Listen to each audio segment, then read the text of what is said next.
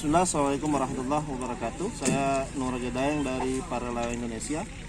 Saat ini kita ada di alur Sungai Rongkong yang menjadi penyebab terendamnya beberapa desa, termasuk Desa Wara, Desa Cening di sini.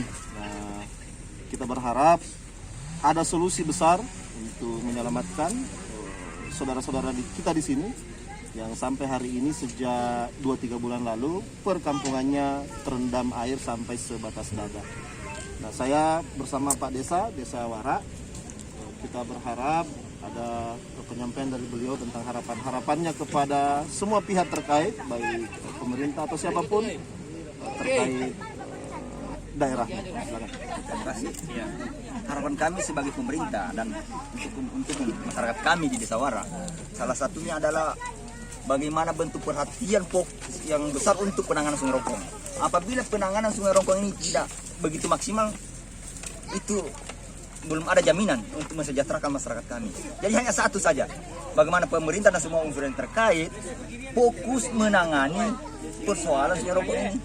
Karena inilah yang membawa dampak dan menjadi garis kemiskinan kami di desa kami ini sangat terjadi, artinya makin tahun makin ada peningkatan. Karena kenapa? Ini rawan bencana.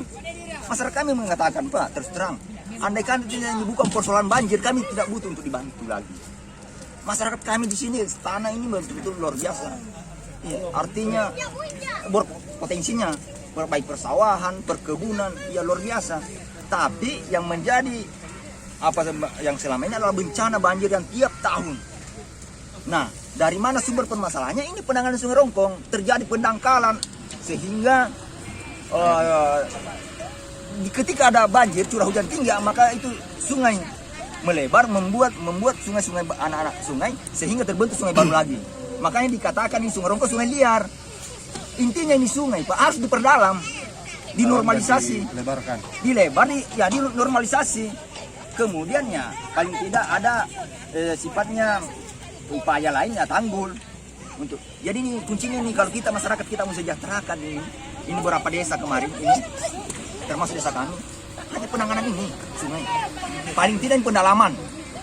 Ya, karena kemarin itu sudah ada wacana, sudah ada perencanaan pemerintah bahwa akan dilakukan pembuatan tanggul, proteksi, retensi, ya normalisasi.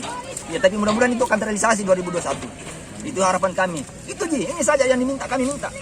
Penanganan Sungai Rongkong dengan secara serius. Ya. Kalau ini penanganan yang secara serius untuk ditangani, saya rasa ya Insya Allah kondisi masyarakat akan kembali normal kembali. Itu saja. Jadi ini persoalan kami hanya satu. Ya. Persoalan bencana banjir yang setiap langganan itu. Tapi apa bedanya Pak ini? Kan dulu ini baru ada banjir bandang besar ya. Nah, apa bedanya dengan yang sebelumnya? Tidak terlalu berbeda juga, Pak. Pokoknya ini ya dari tahunan ini. Ya, dari 95. Sekarang tahun berapa? 2020 kan sudah 25 tahun. Dan belum ada solusi sampai sekarang. Ya, memang sudah seperti itu mungkin faktanya, Pak. Ya, artinya ada sih upaya yang dilakukan pemerintah. Artinya bukan kita berarti yang sama sekali ya, tidak ada. Tapi kan begini juga, Pak. Kita berbicara juga kewenangan. Ya, kita tidak boleh saling Ya, salah satu kami kan desa, ada dana desa, kan tidak ada kewenangan kami untuk mencoba-coba untuk mendanai sungai. Bukan peruntukannya. Daerah juga begitu. Yang sebenarnya yang punya kewenangan dalam hal ini adalah Kementerian PUPR mungkin bekerja sama dengan Pompengan Jeneberang. Itu yang punya kewenangan mungkin untuk menangani sungai. Kan persoalan sungai. Nah, kalau kita mau coba-coba sentuh sungai, nah bukan kewenangan kita, kan bahaya juga. Kasus temuan. Ya. Jadi intinya Pak begini, saya 95, jadi ini persoalan banjir sebenarnya bukan hanya kemarin banjir bandang dampaknya seperti ini, ya dari tahun sebelumnya, sekitar 25 tahun. Ya, yang seperti begitulah. Pokoknya masyarakat itu kayak judi lah kalau berkebunnya. Dia tanam, tiba-tiba datang air, habis. Kadang juga kita berkebun seperti saudara saya ini buat coklat 2 tahun 3 tahun, datang lagi berubah lagi, mungkin kondisi air habis lagi, coklatnya habis lagi, tanamannya. Ya termasuk ini masyarakat yang paling parah sekarang ini ternak, karena dampaknya COVID juga ternak itu tidak laku. banjir. Ya seperti tadi, ini kan situasi sekarang ini COVID. Akhirnya seperti tidak ada lagi di Toraja itu, tidak ada lagi kegiatannya. Nah, kerbau kan lakunya di situ. Mau dijual tidak laku. Paling dibeli orang lebih murah. Jadi saudaraku semuanya, inilah kondisi real di Desa Wara dan juga beberapa desa tetangga di sini.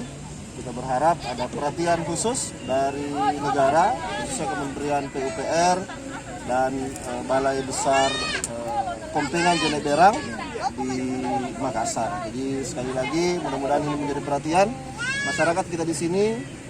Lahan yang potensial untuk pertanian, perkebunan, peternakan, tapi itu semua tidak bisa dimaksimalisasi karena setiap tahun air datang membanjiri perkampungan. Nah, sekiranya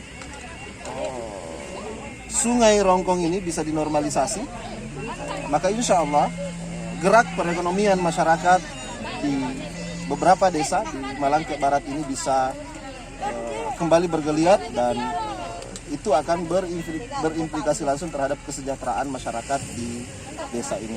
Demikian saya Nur Raja Daeng dari Para Relawan Indonesia bersama Pak Desa Wara.